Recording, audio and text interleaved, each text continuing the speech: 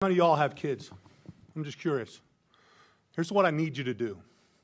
When I tell you this story, think about your kids. Think about your child coming home from a night out with their friends, laying down, going to sleep, feeling somebody come in the room and wake them and drag her out of bed, naked, forced on her knees with her hands over her head, begging for her life, begging for her hero, her father, me, that couldn't be there. She was 5'3". She weighed 115 pounds. Bang! Dead. Gone. Why? Because Alexander Devontae Dickey, who was arrested 39 goddamn times, 25 felonies, was on the street. How about that? How good are we doing for our family? How good are you doing for your kids? He should have been in jail for over 140 years for all the crimes he committed. You know how much time he spent in prison? A little over 600 days in 10 years. He's only 30 years old.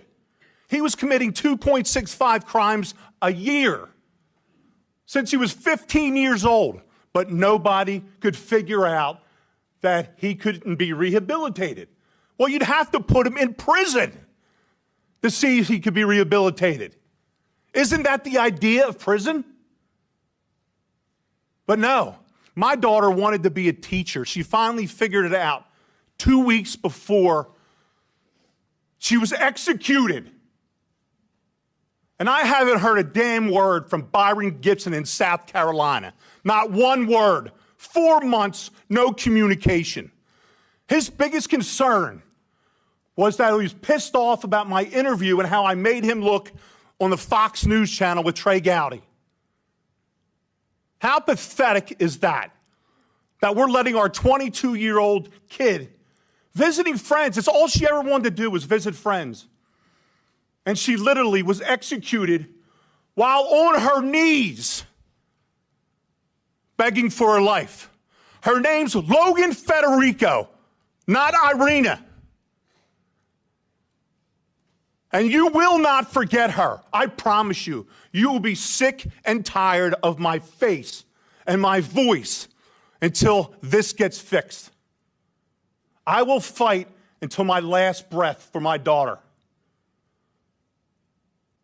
You need to fight for the rest of our children, the rest of the innocents, and stop protecting the people that keep taking them from us. Please. You have the power. We put you in the power to do what you have to do.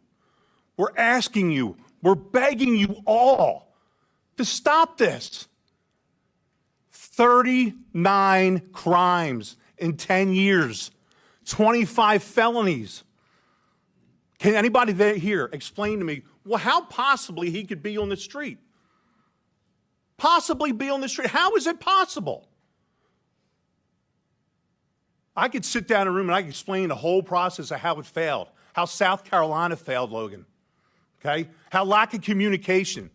What y'all did, you woke up a beast and you pissed off the wrong daddy. Because I'm going to put it out there. And I'm not going to be quiet until somebody helps. Logan deserves to be heard. Everyone on this panel deserves to be heard. And we will. Trust me. My daughter laid on the floor for 7 hours before somebody in that house recognized that something was wrong. And that career criminal, an hour later, went on a spending spree with her debit card.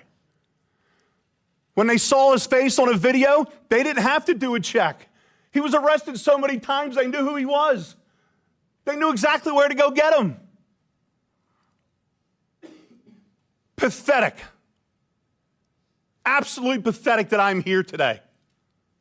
Thank you for your time.